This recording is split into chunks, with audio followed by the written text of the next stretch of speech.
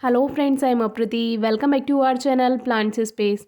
कुछ दिन पहले हमने आपसे ट्यूबरोज के बल्ब सेव करना शेयर किया था। अगर आपने वीडियो अभी तक चेक नहीं की है तो डिस्क्रिप्शन बॉक्स में वीडियो ज़रूर चेक कीजिए। तो ये जो क्रेट में लगे हुए एक साथ बहुत सारे ट्यूबरोज बल्ब थे, इसको हमने बाहर निकालने की सोची थी, लेकिन फिर इसमें तुलसी जी का पौधा ग्रो हो रखा था। तो अब सर्दियों में तुलसी जी के पौधे में ग्रोथ नहीं होती है, ग्रोथ स्लो हो जाती है, तो उसको डिस्टर्ब करना हमने सही नहीं समझा। लेकिन ये जो क्रेट है, आप इसकी शेप देख सकते हैं, शेप चेंज होने लगी है।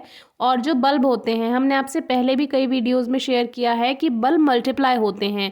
तो जो बल्ब के लिए एक लिमिटेड स्पेस है, जब वो बचेगा ही नहीं तो वो बल्ब जोर लगाते हैं, और उसी वजह से जो पॉट है वो तो फूट जाता है, फट जाता है। हमने आपको पहले भी दिखाया था।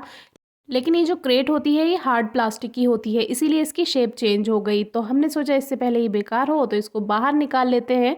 तो साइड साइड से हमने ये सारे बल्ब निकाल लिए। पहले हमने ये सोचा था कि तुलसी जी के पौधे को बाहर निकालेंगे और इन बल्ब को ऐसे ही रहने देंगे, लेकिन इन बल्ब को हमने दूसरे जो हमने ट्यूबरोज प्लांट्स की तरह इसको भी हमने सबको सेव कर लिया है, यानी बाहर निकाल कर मिट्टी से रख दिया है। और फिर लगभग इनको हम फरवरी के आसपास दोबारा से लगा देंगे, यानी रीग्रो कर देंगे। तो उससे क्या होगा, तुलसी जी का पौधा भी ठीक रहेगा, क्योंकि एक हेल्दी प्लांट है, बेकार क्यों करें। फरवरी में ये प्लांट यहाँ से निकाल कर हम ज़मीन में शिफ्ट कर सकते हैं या पॉट में शिफ्ट कर सकते हैं। लेकिन अभी सर्दियों में इनका ग्रोइंग सीजन नहीं है, इसीलिए अभी डिस्टर्ब करना सही नहीं है। और फिर रजनीगंधा के बल्ब को इस समय पानी नहीं चाहिए था, लेकिन तुलसी जी के पौधे को पानी चाहिए था, हल्की नमी चाहिए थी। तो फिर वो दोनों का जो कॉम्बिनेशन था वो सही नहीं बैठ रहा था, इसीलिए हम आधे हिस्से में इसको पानी देते थे जिससे तुलसी जी के पौधे को पानी मिल जाए, और आधे हिस्से को सूखा रखते थे। तो आधी मिट्टी आप देख सकते हैं हल्की हल्की सूखी है, और आधी मिट्टी जो है वो गीली है।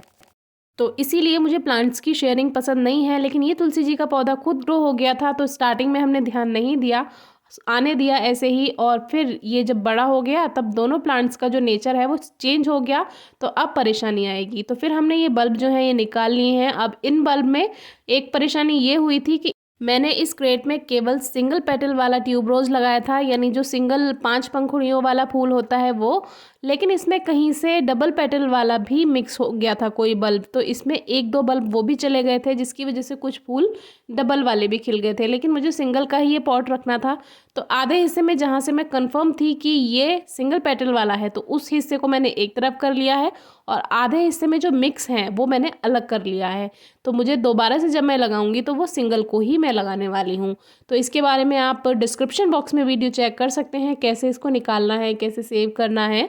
और सर्दियों में तो ये वैसे भी ग्रोथ नहीं करता है। और एक बात और दिखानी थी कि अभी तक हम आपसे शेयर करते रहते हैं कि बंदर बहुत नुकसान पहुंचाते हैं, जो कि अभी भी काफ़ी नुकसान पहुंचा रहे हैं। लेकिन आज हम एक पॉजिटिव पॉइंट भी आपसे शेयर कर देते हैं कि जितनी बातें हम करते हैं कि हमें ये नुकसान करते हैं, नुकसान करते हैं, तो वहाँ हम इनका ध्यान भी कभी कभी रख लेते हैं। क्योंकि कभी कभी कोई बीमार बंदर आ जाता है तो उसको देखकर थोड़ा सा दुख भी लगता है। तो ये एक बंदरी थी जो कि यहाँ छुप कर बैठी हुई थी, क्योंकि दूसरे बंदर इसको परेशान करते हैं, तो ये यहाँ पर छुप गई थी और बार बार डर की वजह से ऊपर की तरफ देख रही थी। और देखिए, मेरे पास जाने पर भी ये नहीं भागी थी। तो मैंने इसको, जब ये नीचे मुझे मिली थी तब भी रोटी डाली थी, तो इसने खा ली थी बड़े आराम से, और ये भागी नहीं थी। और जब ये ऊपर आकर बैठी तो मैंने देखा, अरे गार्डन में तो ये बैठी हुई है। तो देखिए, चारों तरफ वो बंदरों को ही देख रही थी, क्योंकि बीमार बंदर को जो हेल्दी बंदर होते हैं वो एक्सेप्ट नहीं करते हैं। तो ये छुप कर बैठी हुई थी। तो ऐसा नहीं है कि बंदर नुकसान करते हैं, कभी कभी इनको देखकर बुरा भी लगता है, क्योंकि कुछ बीमार बंदर आ जाते हैं, दुखी बंदर आ जाते हैं। फिर शुरू में तो इसने रोटी नहीं खाई, क्योंकि नीचे पहले ही ये थोड़ी सी रोटी खाकर आ गई थी। तो अब थोड़ी देर बाद इसने धीरे धीरे और रोटी खानी शुरू कर दी।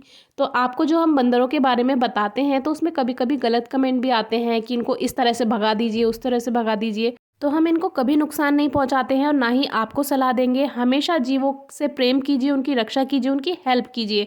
हम केवल इसलिए दिखाते हैं कि आपको भी पता चले कि गार्डन रखने से थोड़ा सा बंदरों का आना जाना भी आपके गार्डन में लगा रह सकता है, और इसी वजह से वेजिटेबल गार्डन बनाना थोड़ा सा मुश्किल हो जाता है। तो आज की वीडियो आपको कैसी लगी ज़रूर बताइए, और जीवों की हेल्प कीजिए, और कोई क्वेरी हो तो ज़रूर पूछिएगा प्लांट्स के बारे में। Thank you.